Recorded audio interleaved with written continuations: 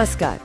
आज हम शैव धर्म की दो बहुत ही महत्वपूर्ण पर हाँ काफी अलग अलग धाराओं पर बात करेंगे जी।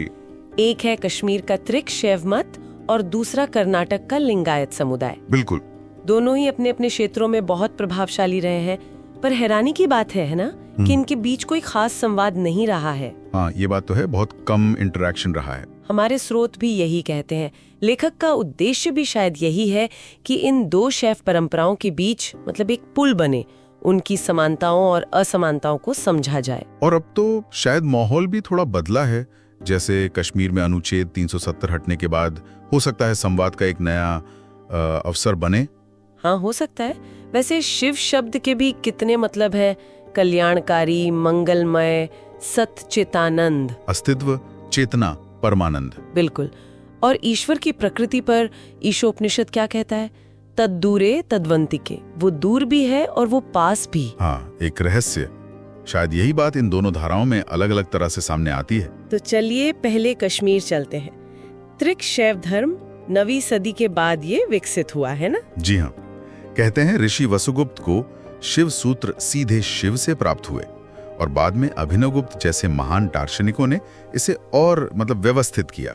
अच्छा, और इसकी बुनियाद क्या है, मतलब मूल विचार? देखिए, त्रिक दर्शन असल में 3 मुख्य सवालों पर टिका है। पहला, परम तत्व, परम सत्य, उसका असली रूप क्या है? दूसरा, मनुष्य बंधन में क्यों है, ये जो हम फसावा महसूस करते हैं? और तीसरा, सबसे जरूरी, इस बंधन से मुक्ति कैसे मिलेगी? ठीक है, इसके लिए वो 3 आधार बताते हैं। आगम शास्त्र, जो शिव शक्ति संवाद है। फिर है स्पंद शास्त्र। स्पंद यानी कंपन। हाँ बिल्कुल, कि सारा ब्रह्मांड एक दिव्य कंपन, एक वाइब्रेशन है।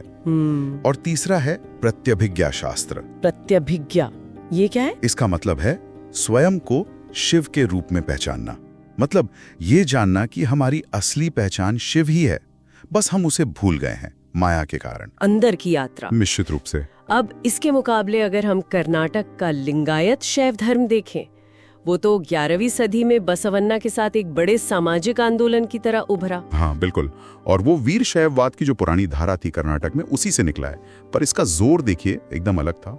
किस चीज पर था जोर? उनका मुख्य फोकस था सामाजिक न्याय। जाति व्यवस्था का बहुत जोरदार विरोध किया उन्होंने, और भक्ति के रास्ते पर स्त्री पुरुष की बराबरी, ये बहुत बड़ी बात थी उस समय। हाँ, ये तो बहुत क्रांतिकारी विचार थे उस समय के हिसाब से। बिल्कुल। और एक दिलचस्प बात जो स्रोत बताते हैं कि शायद शुरुआती दौर में उनका संघर्ष ब्राह्मणवाद से उतना नहीं था जितना उस वक्त कर्नाटक में जो जैन और बौद्ध धर्म का सामाजिक प्रभाव था उसके खिलाफ ज्यादा था। अच्छा, ये तो नई बात है। हाँ, और इस आंदोलन ने कर्नाटक में कह सकते हैं धर्म का रुख वापस सनातन परंपरा की ओर मोड़ने में एक अहम भूमिका निभाई। ये वाकई काफी दिलचस्प है। और एक बड़ा फर्क जो साफ दिखता है वो वेदों को लेकर है ना? हाँ, ये बहुत बड़ा अंतर है। कश्मीर का त्रिक मत तो वेदों को मानता है। जी, वो वेदों को प्रमाण मानते हैं, जबकि लिंगायत मत वो वेदों को और यहाँ तक कि पुनर्जन्म के सिद्धांत को भी सीधे तौर पर खारिज करता है। ओह, तो फिर उनका आधार क्या था? उनका जोर अनुभव पर ज्यादा था, जिसे वो अनुभव कहते हैं, मतलब प्रत्यक्ष ज्ञान और सामाजिक बराबरी। पारंपरिक शास्त्र शायद उतने महत्वपूर्ण नहीं थे उनके लिए, हालांकि कुछ दार्शनिक विचार तो उन्होंने लिए ही होंगे अप्रत्यक्ष रूप से। तो ये उनके अलग अलग लक्ष्यों को दिखाता है।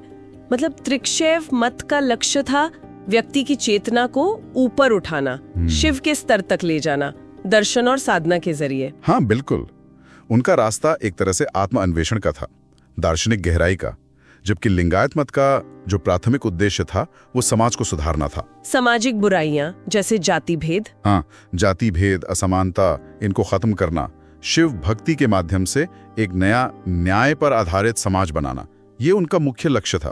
पर एक बात है, दोनों ने अपने अपने तरीके से। हाँ, ये गौर करने वाली बात है, अनजाने में ही सही, दोनों ने अपने अपने इलाकों में बौद्ध और जैन प्रभाव के सामने सनातन धर्म के शैव रूप को मजबूती दी। तो इसका क्या मतलब है? हमने देखा कि कैसे शिव से जुड़ी 2 धाराएं, एक कश्मीर की, एक कर्नाटक की, उत्पत्ति में अलग, ग्रंथ अलग, शिव सूत्र बनाम वचन साहित्य, वेदों पर सोच अलग और मुख्य लक्ष्य भी अलग, आध्यात्मिक मुक्ति बनाम सामाजिक क्रांति। हाँ, और यही बात तो दिलचस्प है कि कैसे एक ही स्रोत यानी शैव धर्म से निकली 2 नदियां इतने अलग रास्तों पर बह निकली और दोनों ने ही अपने अपने समाज पर कितना गहरा असर डाला। सही कहा। और इसीलिए स्रोत लेखक आज इन दोनों समुदायों के बीच संवाद की एक आपसी समझ की जरूरत पर जोर देते हैं, उनकी भिन्नताओं और साझी जड़ों दोनों को देखते हुए।